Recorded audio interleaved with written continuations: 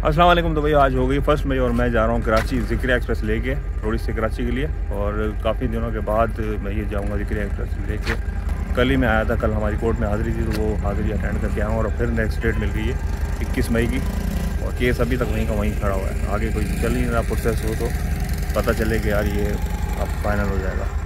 हमारा जो केस चल रहा है उस हवाले से मैं आपको बताऊँ कि हमारी ट्रेन के आगे आज से 2 साल पहले, अब तीसरा साल शुरू हो गया, एक मोटरसाइकिल टकरा गई थी सक्खर और आराइन रोड के दरमियान में। तो वो मोटरसाइकिल सवार मोटरसाइकिल वहीं पे छोड़ के भाग गया था और इतने में जब वो भागा है और ट्रेन हमारी उस मोटरसाइकिल से टकरा गई तो वो तो फ़रार हो गया। मगर उसके 15-20 दिन बाद उसके ऊपर FIR हो गई क्योंकि उसके नाम थी मोटरसाइकिल। और वो फिर पुलिस ने जो है ना ढूंढा तो वो फिर मिल गया। अब उसके ऊपर केस चल रहा है पिछले 2 साल से। उस लड़की की कुछ ज़्यादा उम्र भी नहीं है, मगर एक छोटी सी गलती की वजह से उसकी वो मोटरसाइकिल भी पुलिस कस्टडी में चली गई।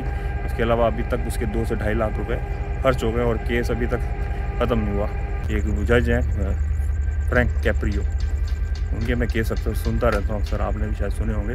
वो केस ऐसा निपटाना चाहिए कि उससे गलती हुई है लड़के से, अब उसके ऊपर जो भी फ़ाइन करके केस ख़त्म करें। अब 2 से तीसरा साल चल रहा है, अब तीसरा साल शुरू हो गया और अभी तक वो केस ख़त्म ही नहीं हुआ। क्या एक छोटी सी गलती थी कि वो ट्रैक पास कर रहा था तो और वो उसकी मोटरसाइकिल जो उससे हिट हुई तो उसके ऊपर केस बना। और केस बनने के बाद अब तक उसके 2 से ढाई लाख रुपए खर्च हो गए और मोटरसाइकिल तो उसकी समझ लो अब तक पूरी हो गई। मैंने देखी थी आज से 7-8 महीने पहले, तो जब भी उसका बहुत बुरा हाल था।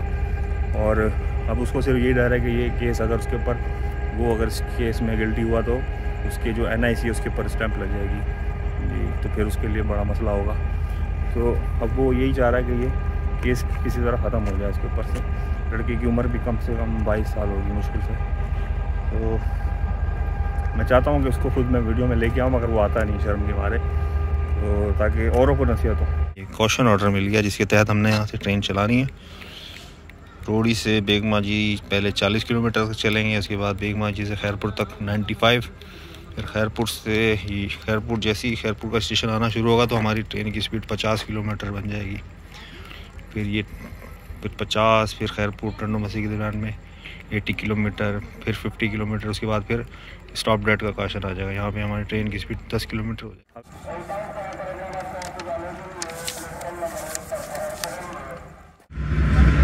G30 पावर है हमारे पास आज 6004 और मेरा फेवरेट पावर है ये।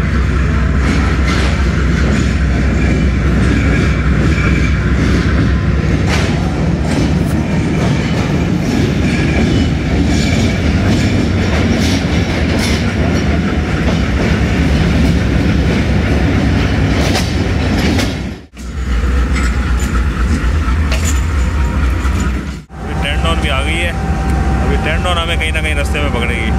हमारी ट्रेन भी चलने के लिए रेडी है, बस अब वेटिंग फॉर गार्ड सिग्नल है। और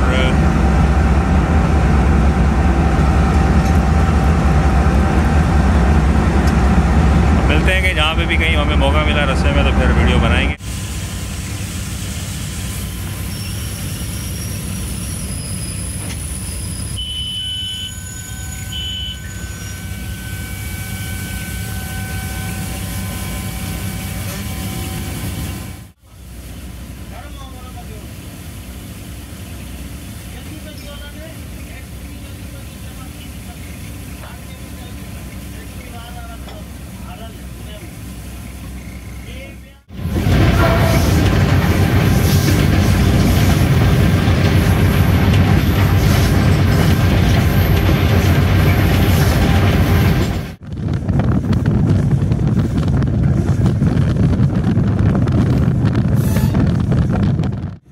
तो हमारी ट्रेन जब नवाबशाह पहुंची तो मैंने सोचा कि यहाँ पे शायद मुझे मिल जाए वीडियो बनाने का मौका, मगर यहाँ पे भी बिल्कुल टाइम नहीं मिल पाया। अभी मैं फ्रेश होने पीछे गया ही था और वापस आया हूँ तो सिग्नल हमारी ट्रेन के डाउन हो गए। तो मजबूरन फिर हमने स्टार्टिंग विसल लगाया और फिर चल पड़े हम।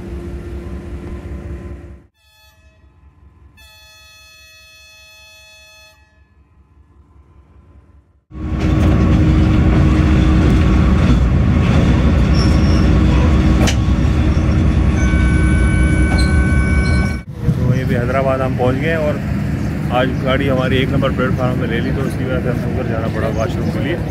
तो गाड़ी हमारी पहुंची यहाँ पे 6 घंटे में 6 घंटे लगे हैं पहुँचने में।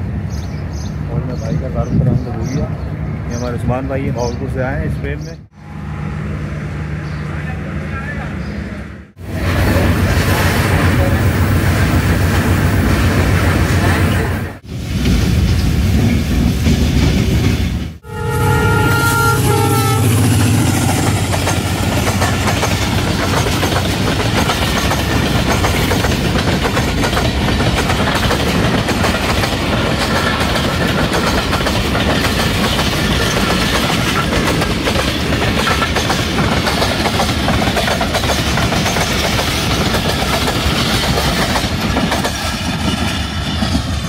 दावे जी रेलवे स्टेशन पर रुके थे इलामा इकबाल एक्सप्रेस को वे देने के लिए। अभी जैसी हमारी ट्रेन रुकी है 2 मिनट के बाद ही फ़ौरन ये आ गई इलामा इकबाल एक्सप्रेस। अभी हमारा रूट भी बन गया यहाँ पे। ऑटोमेटिक सिस्टम के अंदर ऐसा ही होता है कि मिनट में क्रॉस हो जाता है। इसकी डिटेल आपको बताऊँगा कभी, इतना टाइम नहीं है कि सारे आपको मैं बताऊँ। अभी बस हमारा ये रूट बन गया, अभी कुछ ही देर में हो जाएगा स्टार्टर डाउन। क्रास अच्छा करा दिया।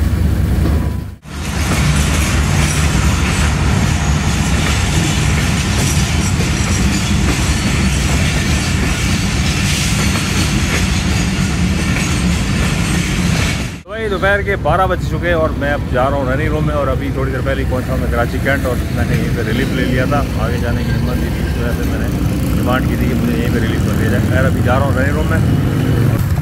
कल हम यहाँ से जाएंगे इंशाल्लाह 7 एक्सप्रेस।